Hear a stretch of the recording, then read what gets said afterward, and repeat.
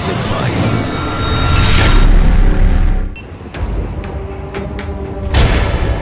ये सच को झूठ में बदलने का खेल था। ये जिंदगी को दांव पर लगाने का सौदा था। वो लड़की इस खतरनाक चाल को समझ नहीं पाई और फिर एक रोज अचानक एक मल्टीनेशनल कंपनी में काम करने वाली वो लड़की अपने घर से ही गायब हो गई। फॉरेंसिक फाइल्स में हम आज आपको एक ऐसा केस दिखाने जा रहे हैं जिसकी कहानी एक लड़की की गुमशुदगी से शुरू हुई, लेकिन केस की कड़ियां जैसे जैसे खुलती गईं, ये मामला कई शहरों में फैलता गया।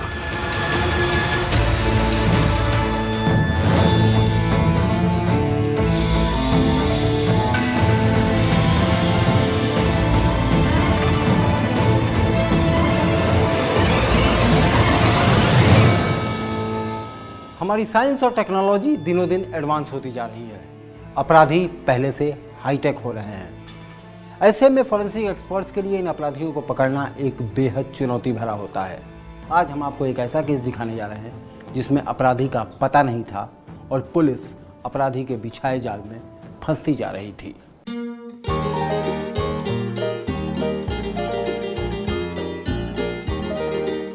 प्रियंका माथुर एक मल्टीनेशनल कंपनी में सीनियर एग्जीक्यूटिव, कॉन्फिडेंट, मिलनसार और अपने काम में बिल्कुल प्रोफेशनल। दिल्ली से जॉब के लिए बेंगलुरु आई प्रियंका शहर में अकेली रहती थी।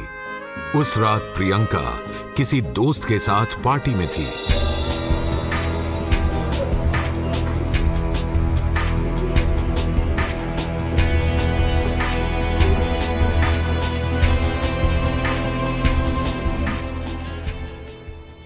हाँ माँ।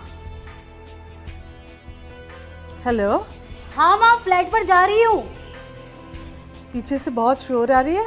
हाँ माँ, पार्टी में लेट हो गई। डोंट वरी माँ, आप टेंशन मत लो। ओके माँ।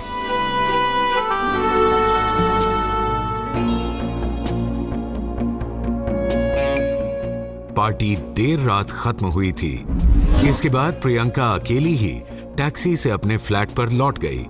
लेकिन इसके बाद उस रात प्रियंका के साथ क्या हुआ किसी को पता नहीं चला।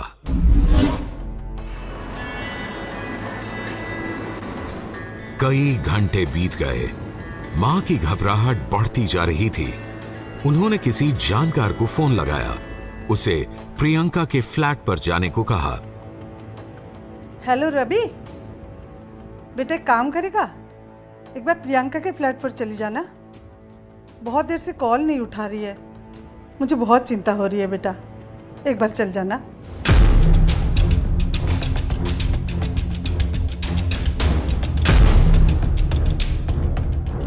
प्रियंका, प्रियंका,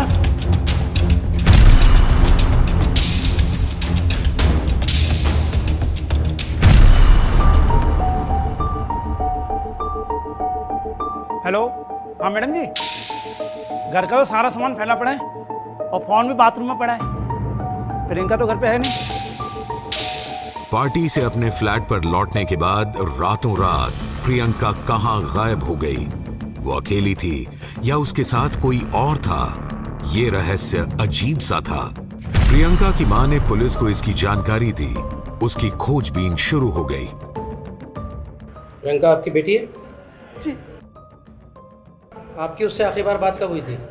कल रात को सोने से पहले। घर की हालत देखकर लगता है कि यहाँ लूटपाट हुई है। ज्वेलरी, पर्स, कैश और भी कई कीमती सामान गायब है। तो आपकी बेटी कहाँ गायब हो गई, ये काफ़ी सरप्राइजिंग है। फॉरेंसिक टीम को फ़ोन लगाओ। प्रियंका के फोन का लास्ट लोकेशन भी उसी कमरे में पाया गया जहां से वो गायब हुई। तो क्या लूटपाट करने वालों ने ही प्रियंका माथुर का अपहरण कर लिया? सीन ऑफ क्राइम को देखकर पुलिस पूरी घटना को समझ नहीं पा रही थी।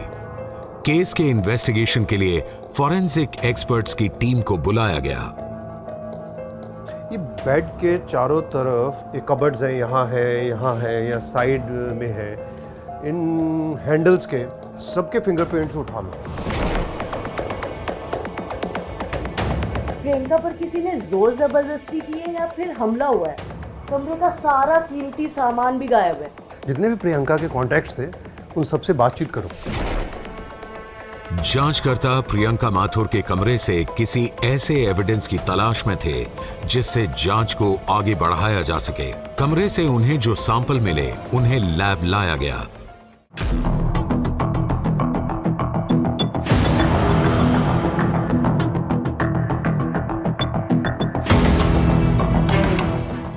हमने सॉल्यूशन को इंक्यूबेटर में रख दिया है। अब ये हाफ एन आवर में हो जाएगा, तब तक हम और डिटेल्स सर्च कर सकते हैं।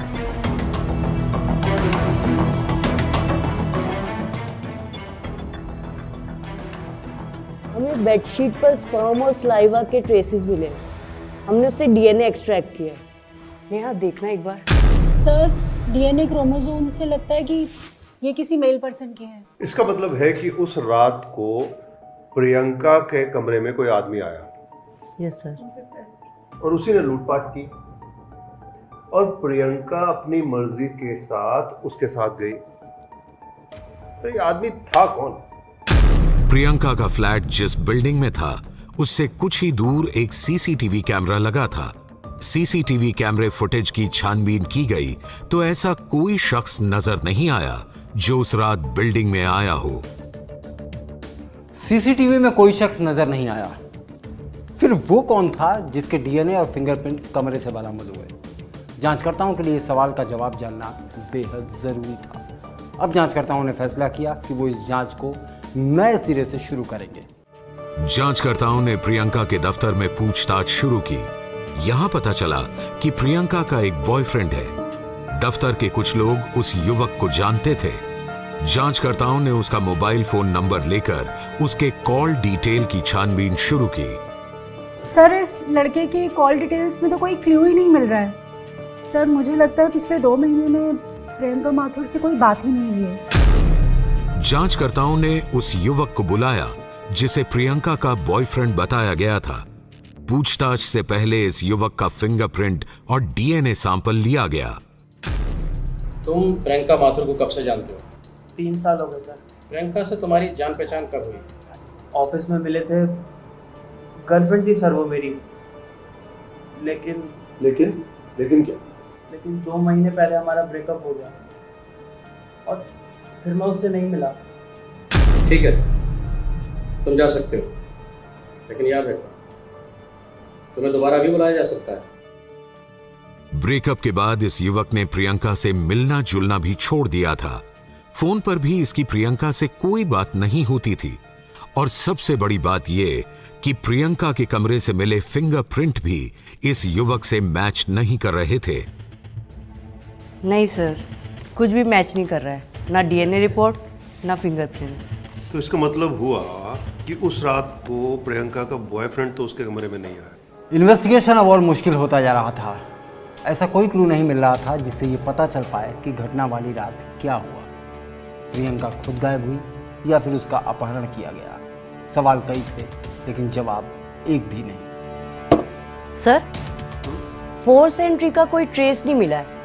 ना हमें कोई ऐसा एविडेंस मिला है जिससे पता चले कि प्रियंका पर किसी ने जोर जबरदस्ती की है या फिर हमला हुआ है। कमरे का सारा कीमती सामान भी गायब है सर, पर हम इसे लूटपाट नहीं कह सकते। ऐसे लगता है। You are right. जो भी इस कमरे में आया वो प्रियंका की मर्जी से आया और प्रियंका भी अपनी मर्जी से ही इस कमरे से बाहर गई। लेकिन क्या सर? लेकिन ये कि पहली बात कि प्रियंका का मोबाइल उसके घर पर मिला। दूसरा, प्रियंका ने अभी तक अपनी माँ से कोई कांटेक्ट नहीं किया। हो सकता है सर। राइट। तो ऐसा करते हैं कि प्रियंका के जितने भी कॉन्टैक्ट्स हैं उन सबसे बातचीत करो। I am pretty sure about this कि कोई ना कोई सॉलिड एविडेंस मिलेगा ही मिलेगा। प्रियंका के फोन कांटेक्ट में जितने भी लोग थे, जांचकर्ताओं ने उन सब से पूछताछ शुरू की। कई लोगों को फोन किया, कई कॉल डिटेल निकाले, लेकिन इस कवायद में कोई खास जानकारी सामने नहीं आई। इसके बाद प्रियंका के सोशल मीडिया अकाउंट की भी छानबीन शुरू की गई। प्रियंका की फेसबुक प्रोफाइल में कुछ ऐसे लोग नजर आ रहे हैं जिनसे उसकी अक्सर बातें होती रहती थी। ओके, ऐसा करो, इन फेसबुक फ्रेंड्स के बारे में पता करो, और दूसरा प्रियंका की जितनी भी कॉल डिटेल्स हैं उनमें चेक करो कि हाल ही में प्रियंका की फ़ोन पर इन सब में से किससे बातचीत हुई है। जांच में पता चला कि उसने घटना से कुछ दिन पहले फेसबुक पर एक लड़के से चैट किया था। ये लड़का गुरुग्राम का रहने वाला था। जांचकर्ताओं ने गुरुग्राम के उस लड़के को फोन लगाया। हेलो, मैं डॉक्टर मिस्टर रणबीर। हाँ बोल रहा हूँ, तू कौन बोल रही है? घटना बेंगलुरु में हुई, लेकिन जो शख्स शक के दायरे में आया उसकी लोकेशन गुरुग्राम दिखा रही थी। लेकिन इस आधार पे क्या क्लीन चिट देना सही था? जांचकर्ता अब इस पूरे केस को एक नए एंगल से देखने जा रहे थे। जांचकर्ताओं ने अब रणवीर की ट्रैवल हिस्ट्री की छानबीन शुरू कर दी। एक इम्पोर्टेंट फैक्ट मिला है, ये देखिए। 2 महीने पहले रणबीर दिल्ली से बैंगलोर आया था अकेले ही। ये रणबीर दिल्ली से बेंगलुरु अकेले तो गया। इम्पोर्टेंट ये है देखना कि बेंगलुरु में जाके वो प्रियंका माथुर से मिला कि नहीं मिला। रणवीर 2 महीने पहले बेंगलुरु आया था, लेकिन यहाँ वो प्रियंका माथुर से मिला या नहीं, ये पता करने के लिए अब प्रियंका के घर के बाहर लगे सीसीटीवी के 2 महीने पुराने फुटेज को निकाला गया। इस सीसीटीवी फुटेज में प्रियंका के घर से एक युवक निकलता हुआ दिखाई दे रहा था, लेकिन उसका चेहरा साफ नजर नहीं आ रहा था। ऐसा करो, इसके गेज को एनालाइज करो। गेज एनालिसिस से सीसीटीवी में दिखाई दे रहे इंसान की कदकाठी और शारीरिक बनावट का पता चल जाता है। यहां भी जांचकर्ताओं ने सीसीटीवी में दिखाई दे रहे शख्स के गेज को एनालाइज किया। जांच में ये बात साफ हो गई कि सीसीटीवी में दिखाई दे रहा युवक गुरुग्राम में रहने वाला रणवीर ही है। सर ये देखिए, ये एक्चुअल इमेज है और ये सीसीटीवी। इनका मोशन ऑफ रन भी पता करो। सीसीटीवी फुटेज में दिखाई दे रहे शख्स की गेज एनालिसिस और मोशन ऑफ रन से तस्वीर बिल्कुल साफ हो चुकी थी। ये पता चल गया कि 2 महीने पहले रणवीर प्रियंका से मिलने गुरुग्राम से बेंगलुरु आया था। लेकिन यहाँ एक और पेंच था। जिस समय रणवीर बेंगलुरु में था, उस दौरान उसके फोन की लोकेशन गुरुग्राम में पाई गई। ऐसा कैसे हो सकता है कि फ़ोन इस्तेमाल करने वाला आदमी बेंगलोर में हो और उसके फ़ोन की लोकेशन गुड़गांव बताए? जांचकर्ताओं के लिए एक बड़ी पहेली बनता जा रहा था। जांचकर्ताओं ने फैसला किया कि वो फ़ोन बिहेवियर एनालिसिस तकनीक का सहारा लेंगे। जांचकर्ताओं ने रणवीर के फोन बिहेवियर की एनालिसिस की तो एक नई जानकारी सामने आई। पता चला कि 2 महीने पहले जिन दिनों रणवीर बेंगलुरु में था, उस समय उसके फोन नंबर पर इंटरनेट डेटा कंजम्पशन बिल्कुल नहीं था। यानी उसने बेंगलुरु में रहने के दौरान अपने फोन पर इंटरनेट डेटा का इस्तेमाल किया ही नहीं। फ़ोन बिहेवियर से तो ये पता चल रहा है कि जब रणबीर दिल्ली से बेंगलुरु आया तो उसकी फ़ोन की लोकेशन ना तो बेंगलुरु में थी, ना उसने कोई डाटा यूज़ किया था। It means he has other options for calling. जांचकर्ताओं ने रणवीर के फेसबुक एप्लीकेशन की आईपी यानी इंटरनेट प्रोटोकॉल की फॉरेंसिक एनालिसिस शुरू की। पता चला कि जिस रोज प्रियंका बेंगलुरु से लापता हुई, उस दिन भी रणवीर का फेसबुक अकाउंट बेंगलुरु से चलाया जा रहा था। ये एक टैबलेट के जरिए चलाया जा रहा था। ये टैबलेट बेंगलुरु के टावर से डेटा ट्रांसमिट और रिसीव कर रहा था। घटना से पहले रणबीर और प्रियंका की फेसबुक पर बात हुई है।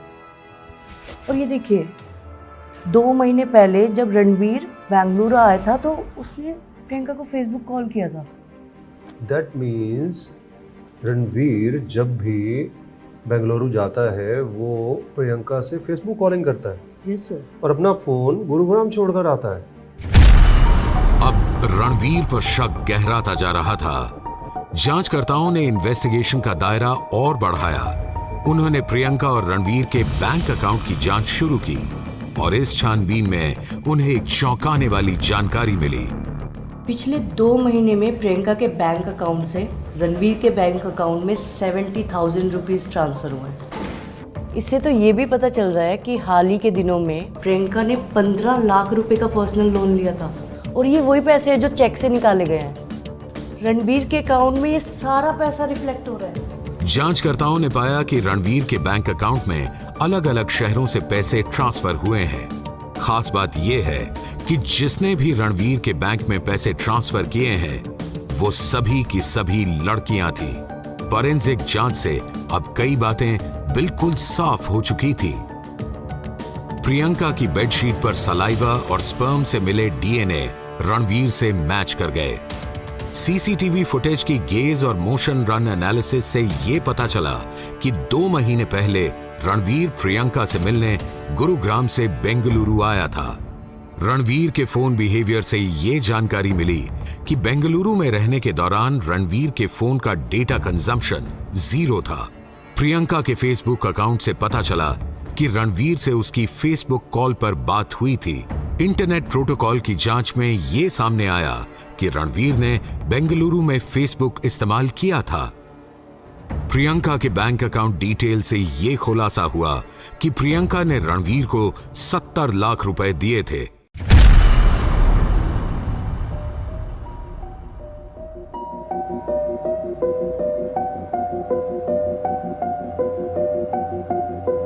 दो महीने पहले तू बेंगलुरु आया था और इस बात का पता बाहर लगे सीसीटीवी कैमरे से हमें चल चुका है। लेकिन जिस दिन प्रियंका लापता हुई उस दिन तू उसके घर कैसे पहुंचा? तेरा खेल खत्म हो चुका है, साफ साफ बोल। वो सर मैं सामने के रास्ते से नहीं गया था, पीछे वाले रास्ते से गया था ताकि मैं सीसीटीवी में ना दिखूं। और रुपए? कितने रुपए लिए थे तूने प्रियंका से? और भी लड़कियों से पैसे लिए तूने? हमारे पास सारी डिटेल्स है। रणवीर ने बताया कि वो एक गैंग ऑपरेट करता है। ये गैंग लड़कियों से दोस्ती कर उनके साथ रिश्ते बनाता है, शादी के वादे करता है और इसके बाद लड़कियों को ब्लैकमेल कर उनसे रुपए वसूलता है। प्रियंका के साथ भी उसने यही किया था। प्रियंका कहाँ है? क्या क्या तुमने उसके साथ? वो सर मैंने प्रियंका से दोस्ती की थी और उसके साथ प्यार का नाटक किया, उसकी वीडियो बनाई।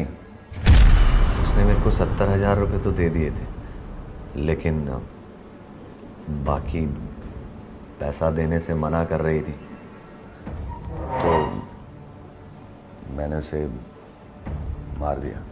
क्या मर्डर किया तुमने? जिस दिन प्रियंका गायब हुई उसके एक दिन पहले मैं गुड़गांव से बैंगलोर आ गया था। मैंने अपना फ़ोन गुड़गांव में ही छोड़ दिया था और मेरे पास मेरे ही गैंग के एक साथी का फ़ोन था और मैं प्रियंका से फेसबुक कॉलिंग पे बात कर रहा हूँ। फिर क्या हुआ? क्या हुआ था उस रात? I love you. Maybe I'm sorry. Baby, please. Sir, मैं प्रियंका के कमरे में 2 घंटे रहा, फिर उसको नींद आने लगी और वो सो गई। मैंने उसे दवाई खिला के बेहोश कर दिया। फिर कुछ देर बाद मेरा एक साथी कमरे में आया और हम उसे लेकर कमरे से बाहर निकल गए।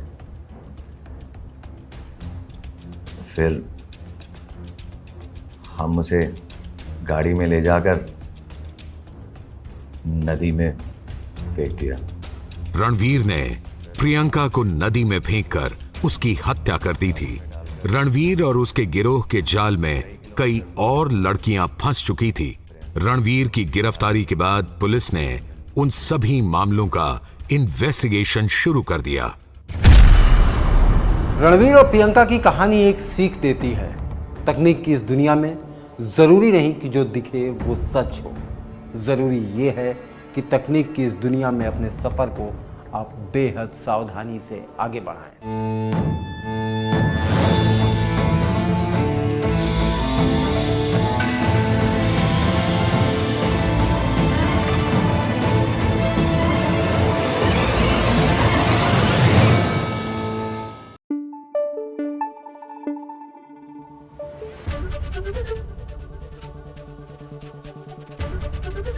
एबीपी न्यूज आपको रखे आगे।